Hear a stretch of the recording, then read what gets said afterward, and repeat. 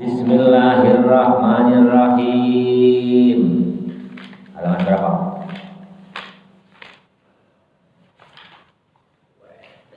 Nah, halaman 67. Sedikit. Bismillahirrahmanirrahim. Udah ketemu? Ayo disimak. As-suhufus samawiyatu. Suhuf yang berjenis samawiyah atau langit, ya. Artinya apa? Yang diturunkan oleh Allah melalui malaikat Jibril. Jadi bukan berarti Allah itu ada di langit. Yang ada di langit itu ya malaikat Jibril yang menurunkan suhuf-suhuf itu.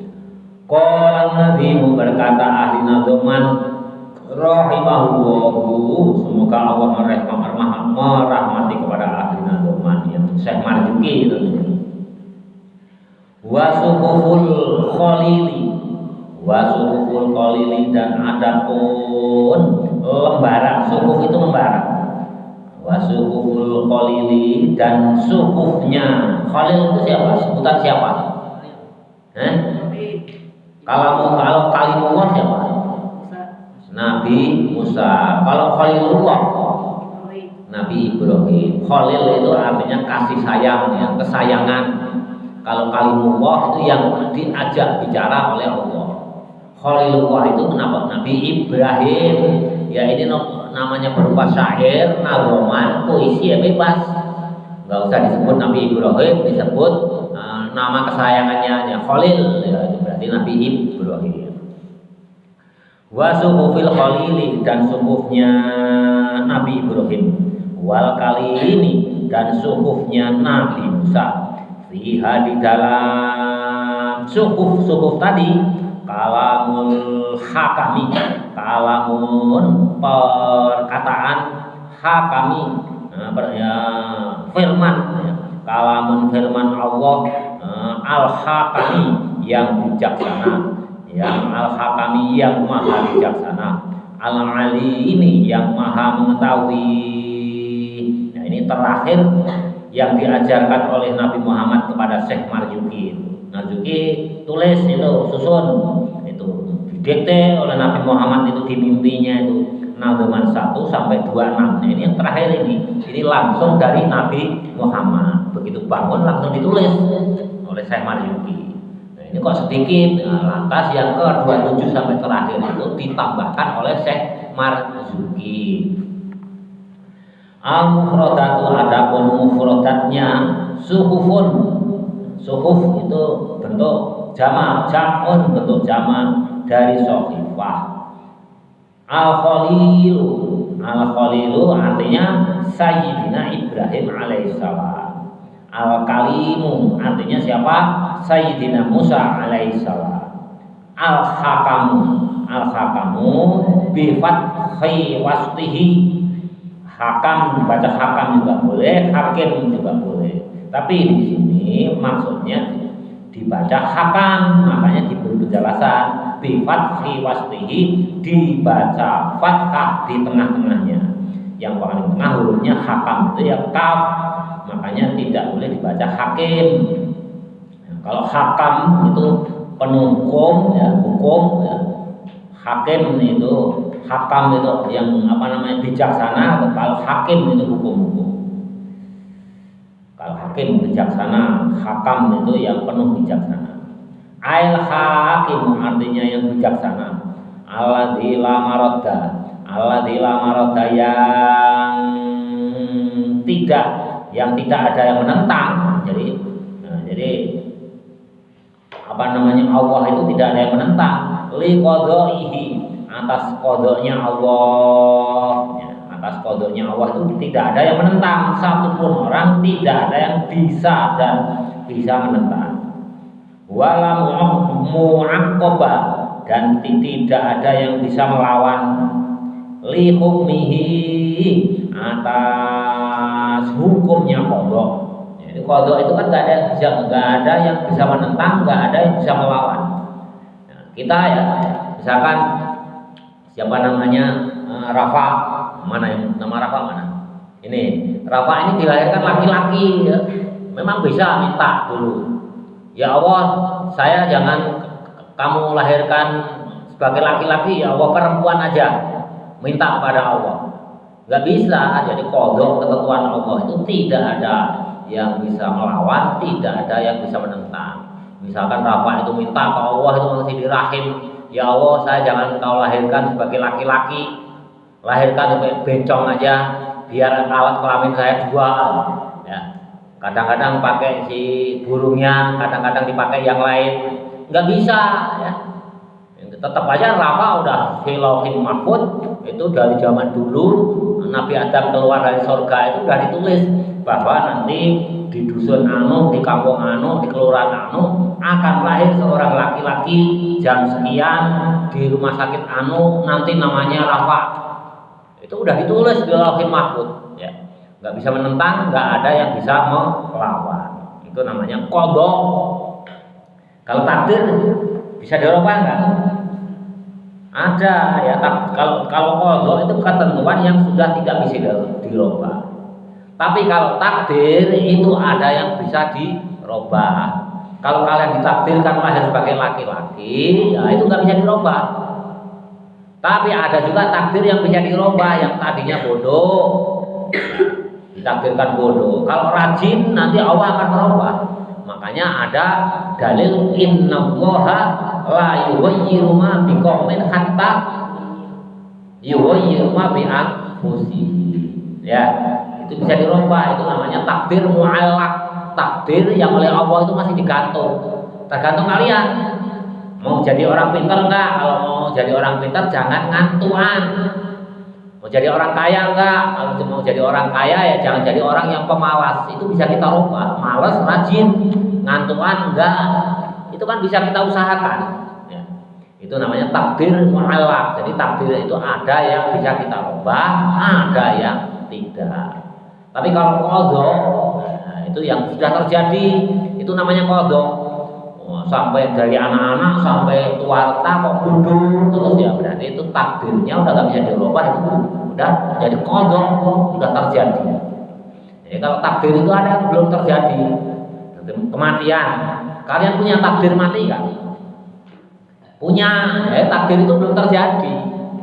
Tapi kalau qadha itu sudah terjadi. Jadi ketentuan Allah yang sudah terjadi disebut qadha, yang belum terjadi itu disebut takdir.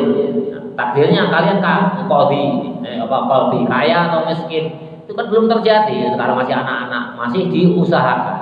Kalau mau pengen kaya ya kerja keras, rajin, belajar, jangan ngantuan, supaya pintar, supaya bisa menjadi orang kaya, bakal untuk menjadi orang kaya ilmunya itu.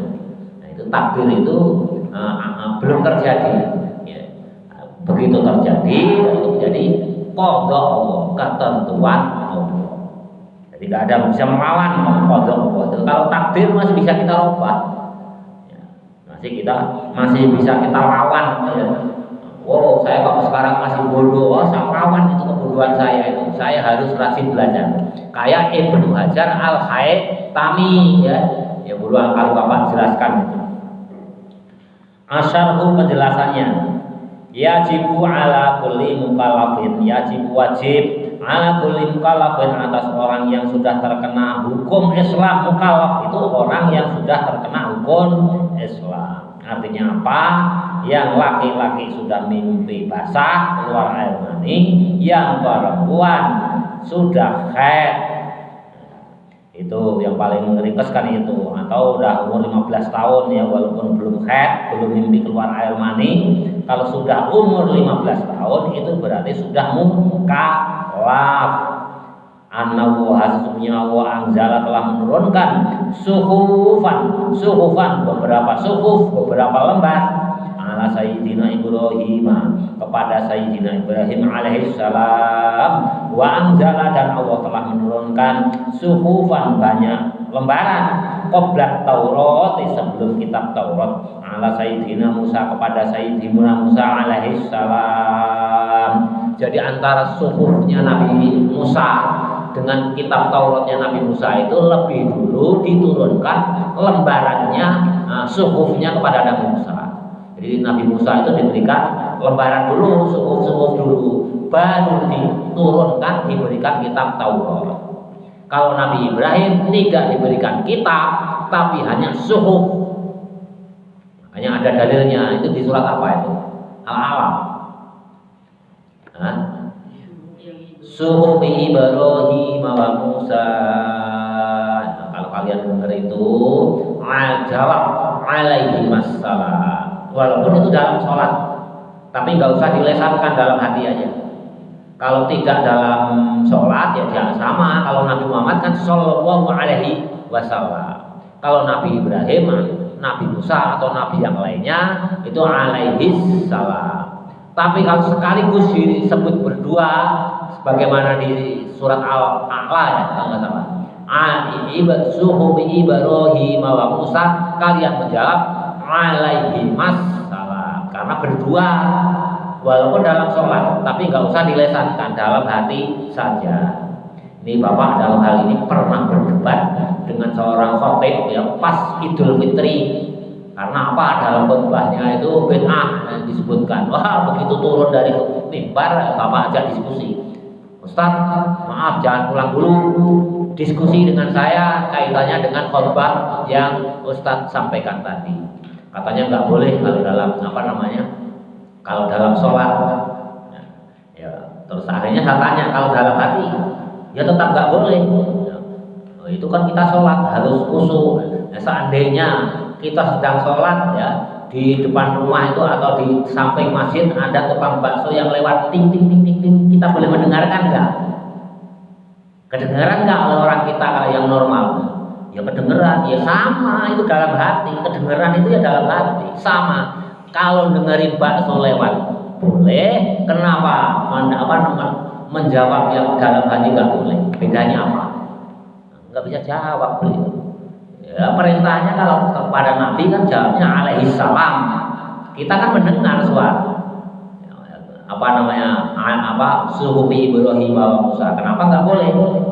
Berarti kan meninggalkan perintah Nabi yang lain. Kalau mendengar nama Nabi itu sebutlah alaihi salam. Tapi kalau namaku sallallahu alaihi wasallam, berarti Ustaz menentang perintah Nabi. Ya jalan keluarnya bagaimana? Ya dalam hati. Jawab dalam hati. Alaihi wassalam. Enggak usah dilesankan. Jadi bukan bid'ah itu, bukan bid'ah. Bismillahirrahmanirrahim. Jadi antara suhufnya Nabi Musa dengan kitab Taurat itu lebih dulu turunnya itu suhuf lebaran ya, suhuf Ibrahim wa Musa. Baru kitab Taurat. Kalau Nabi Ibrahim tidak diberikan suhuf. Bagaimana kalau nabi-nabi yang lain apakah diberikan suhuf? Ya, di Quran hadis yang disebutkan ya hanya dua ini, Nabi Ibrahim sama Nabi Musa. Sedangkan yang lain tidak ada. Nah, sedangkan kalau di Israiliyat ya, di kitab Taurat itu konon disebutkan nabi yang lain juga mendapatkan suhuf. Ya, kita diamkan aja. Kita jangan percaya karena Quran hadis juga nggak ada, tapi menentang juga jangan. Barangkali benar. Ya. Kan wallahu alam kan di Quran yang pasti Quran hadis yang menerima suhuf itu hanya Nabi Ibrahim sama Nabi Musa. Jadi kalau di cerita Israiliyat ya kayak Nabi Uzair, Nabi Khidir, Nabi Sis itu kan adanya ya kebanyakan di kitab Israiliyat, di kitab Taurat. Ya, kitab Taurat itu kalau yang bertentangan dengan Quran hadis kalian wajib tidak percaya. Tapi kalau yang nggak ada di Quran hadis boleh percaya, boleh tidak. Ya udah biarkan aja. Ya untuk cerita gitu aja. Ya. Bismillahirrahmanirrahim. Nah, ini hanya sedikit ini. Qala ta'ala, itu langsung dari berfirman Allah Ta'ala, amlam yunabba bi a'udzu billahi minasyaitonir rajim. Ini dalilnya amlam yunabba bima fi suhufi Musa wa Ibrahim alladzi waffa alla taziru waziratu wizra ukhra wa laisa lil insani illa ma sa'a wa anna sa'yahu sawfa yura thumma yujzahul jazaa'al awfa wa anna ila rabbikal muntaha. Nah ini kalau dijabarin ini panjang sekali. Ini panjang ini ya. Amlam yunabba, bukankah tidak dimengerti, bukankah tidak mengerti, bukankah tidak mengerti bima dengan sesuatu fi suhufi Musa di lembarannya Musa wa Ibrahim dan lembarannya Nabi Ibrahim alladzi waffa yang menepati janji Allah tidak mungkin taziru waziratu wizra ukhra taziru memikul waziratun memikul waziratun dosa waziratun dosanya orang wizra dosa ukhra yang lain. Jadi kalian itu tidak mungkin menanggung dosanya yang dilakukan oleh orang lain, maksudnya itu. Ala taziru waziratu wizra ukhra, ini ayat ini sangat terkenal. Kalian itu tidak akan memikul dosa yang dilakukan oleh orang lain. Nanti Bapak jelaskan. Wa anna laisa lil insani illa ma sa'a. Ini ayat ini kalian ingat-ingat. Ayat ini ya. Wa anna laisa lil insani illa ma sa'a ini adalah ayat yang oleh kaum Wahabi selalu digunakan untuk berdebat, membid'ahkan tahlil, hadiah Fatihah, hadiah Yasin, hadiah baca Quran kepada orang yang sudah meninggal. Ini yang dipakai selalu ini, nggak ada yang lain, selalu ini yang ayatnya. Nah, nanti Bapak jelaskan. Wa alaysa dan tidaklah ada lil insani bagi manusia illa masa'a kecuali yang diusahakan. Kalian itu tidak akan mendapatkan sesuatu apapun kecuali yang kalian usahakan sendiri. Ya, ngerti nggak? Misalkan guru ya dapat gaji, ya itu dapatnya karena diusahakan, dia ngajar maka dapat gaji. Misalkan orang yang membangun suatu bangunan dia mendapatkan honor ya karena dia kerja. Jadi, orang itu akan mendapatkan sesuatu yang dia kerjakan sesuai yang dia kerjakan. Makanya orang Wahabi itu pakai ayat ini. Ya, jadi nggak mungkin orang mati itu akan nyampe pahalanya kalau dihadiri Fatihah, tahlil, zikir. Karena di Quran itu ada dalil ya. Wa anna laisa lil insani illa ma bahwasanya manusia itu tidak akan mendapatkan sesuatu kecuali yang diusahakannya sendiri. Dia kan nggak usaha, ngapain dia udah nggak baca Fatihah kok dapat pahala Fatihah? Nggak mungkin. Di Quran ada di surat An-Najm ya ayat 29 dalilnya. Ini yang selalu dipakai membid'ahkan masalah tahlil, zikir berjamaah, ya hadiah-hadiah pahala. Itu ini. Orang Wahabi itu terutama untuk hadiah Fatihah, hadiah Yasin, hadiah tahlilan, ini yang dipakai. Padahal apa? Ini asbabul nuzulnya Bapak jelaskan supaya kalian lebih jelas. Asbabul nuzul, sebab-sebab turunnya ayat ini ya, terutama dua ayat ini ya, satu paket ini ayat ini. Terutama yang dua ayat ini yang 28 29. Jadi seseorang tidak akan menanggung dosa terhadap dosa yang dilakukan oleh orang lain. Ala taziru waziratu wizra ukhra. Itu ada seorang laki-laki sahabat Nabi ini. Dia sudah masuk Islam, menjadi sahabat Nabi. Lantas dia pulang ke kampungnya, ke keluarganya. Setelah dia pulang ke keluarganya, dia laporan ke pamannya, ya paman, saya sekarang sudah masuk Islam. Saya sekarang menjadi pengikutnya Nabi, saya sudah menjadi sahabatnya Nabi.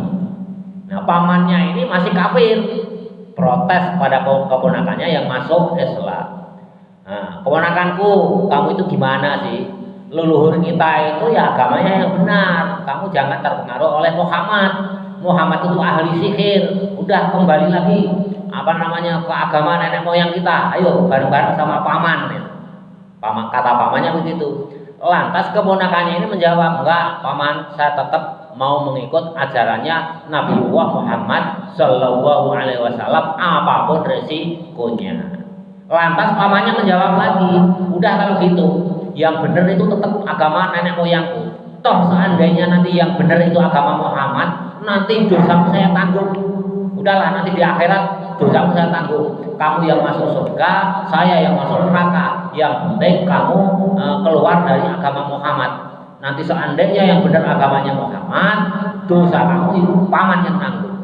Lantas turunlah ayat ini. Wala taziru waziratun wizra ukhra wa anna laisa lil insani ma sa'a.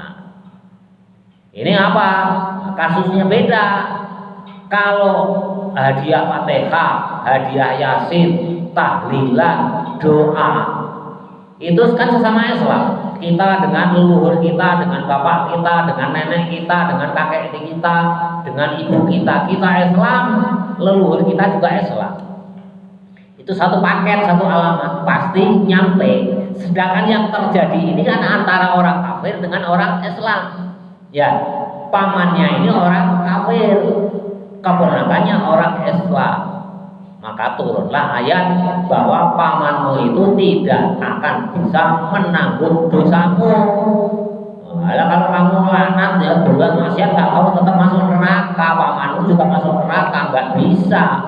Dosa itu pindah diambil alih oleh pamanmu, kamu masuk surga, nggak bisa. Turunlah ayat ini. Itu satu. Yang kedua, seseorang tidak akan menghasilkan kecuali yang diusahakan. Betul. Kalau guru pendapatannya apa? Gaji. Kalau kontraktor pendapatannya apa? Ya, keuntungan. Pedagang keuntungan. Ya kan gitu. Sekarang guru itu mendapatkan gaji, pedagang mendapatkan keuntungan. Seandainya ada seseorang memberikan hadiah kepada guru tersebut, boleh nggak? Ini guru ini, misalkan guru di pesantren di Ranca Kemit, tiba-tiba ada orang, misalkan orang Garut, orang kaya raya Garut datang ngasih hadiah, boleh nggak? Boleh. Nyampe nggak hadiahnya itu? Nyampe karena udah dikasih, udah dikirimkan, ya, nyampe. Berarti guru ini mendapatkan gaji plus hadiah, ya. Padahal hadiah ini kan tidak diusahakan. Ini kiriman orang. Begitu juga hadiah Fatihah, hadiah baca surat Yasin, hadiah tahlil, itu boleh dan nyampe. Sama halnya orang yang masih hidup sesama orang masih hidup. Ya, itu nyampe. Terus yang kedua, doa sholat jenazah. Isinya apa sholat jenazah? Doa ya. Allahumma ighfir lahu warhamhu wa'afihi wa'fu anhu. Allahumma la tahrimna ajrahu wa la taftina ba'dahu waghfir lana wa lahu.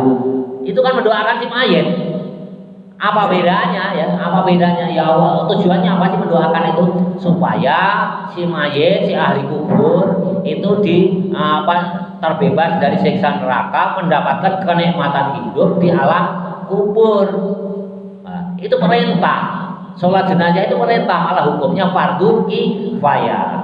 Kalau orang meninggalkan semuanya ikut dosa. Itu nyampe kan berarti nyampe, doa itu nyampe. Lah tahlil, zikir, Fatihah itu tergantung niat kita aja.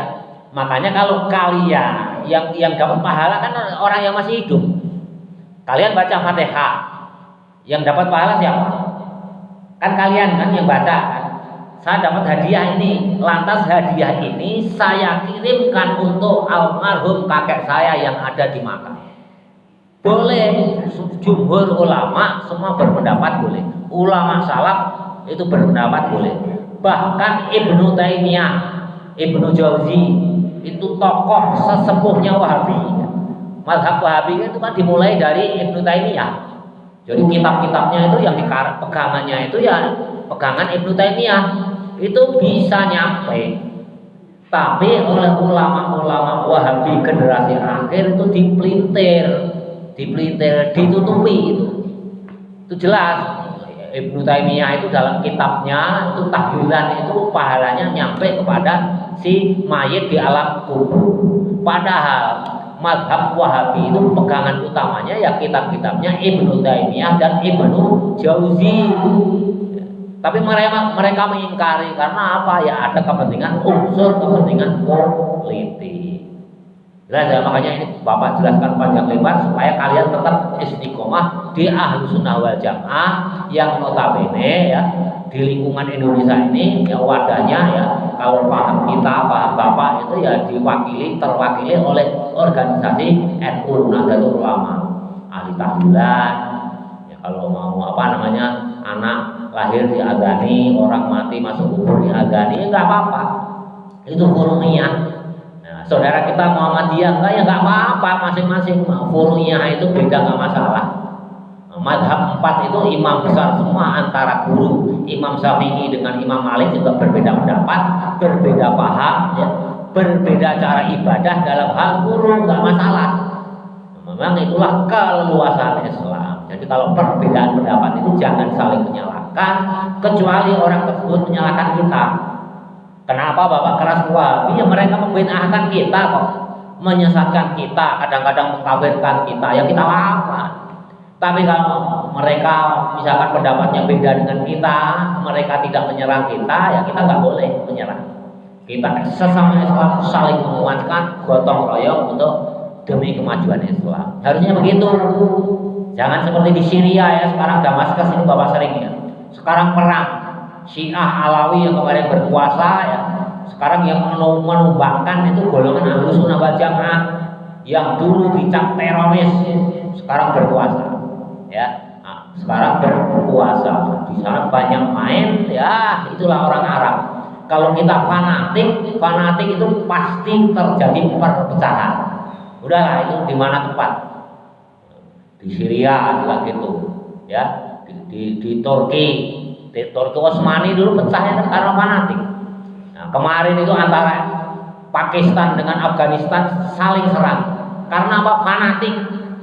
Ya, karena fanatik terhadap paham, kita tawasul saling menghargai, ada beda pendapat saling menghargai. Amalanku, amalanku, kita saling menjaga, saling menguatkan. Itu di bidang furu, yang penting pokoknya sama. Tapi kalau Wahabi beda, hanya dibongkar kan. Akidahnya udah jelas beda, karena menafsirkan Ar-Rahmanu 'arsy istawa, Allah itu bersinggah sana di atas arsy. Berarti Allah itu duduk ongkang-ongkang ya di atas arsy. Itu salah, bahwa duduk di atas kekuasaannya. Itu kalau madhab Ahlussunnah wal Jamaah itu Ar-Rahmanu 'arsy istawa, itu ya duduk di atas kekuasaannya. Jadi Allah itu tidak bersinggah sana. Di mana tempat ada ya wasjud waqtarib, kalau kalian sujud tentu aku akan dekat, kata Allah. Kita sujud ya di dalam karpet. Kalau letterlock berarti Allah di bawah karpet, ya enggak gitu ya. Pokoknya Allah dekat aja gitu. Allah tidak bersinggah sana. Nah, kalau madhab Wahabi itu dari akidahnya aja menurut Ahlussunnah wal Jamaah itu udah melenceng ya. Nah, itu kemarin itu juga ramai lagi dengan orang Tangerang sana, Ustadz siapa Maududin atau siapa ya. Diserang habis-habisan oleh Wahabi. Nah, begitu NU Muhammadiyah turun tangan ganti gebuk kepada Wahabi baru diam. Ya, kalau orang yang memusuhi kita ya harus kita lawan. Kayak di Nahdlatul Ulama tadi kan jelas. Musuh itu selalu ada. Ya, musuh itu selalu ada, entah dari dalam sesama Islam maupun di luar Islam. Ya, dari dulu kunonya kuno Sayyidina Ali itu dibunuh oleh siapa? Ibnu Muljam, itu hafal Quran tapi khawarij, aliran keras, fundamental. Makanya tawasul ya, wasata ummatan wasata, mana tafsir yang udah Bapak jelaskan panjang lebar itu pegang teguh-teguh sampai kita mati. Kita jangan sekali-kali jadi orang itu jangan yang ekstrim kiri, ekstrim kanan. Wallahu a'lam bissawab. Alhamdulillahi bil al-mizani wa muntahal ilmi wa mablagul ridha wa zinatal 'arish. Alhamdulillahi bil al-mizani wa muntahal ilmi wa mablagul ridha wa zinatal 'arish. Alhamdulillahi bil al-mizani wa muntahal ilmi wa mablagul ridha wa zinatal 'arish. Walhamdulillahi rabbil alamin.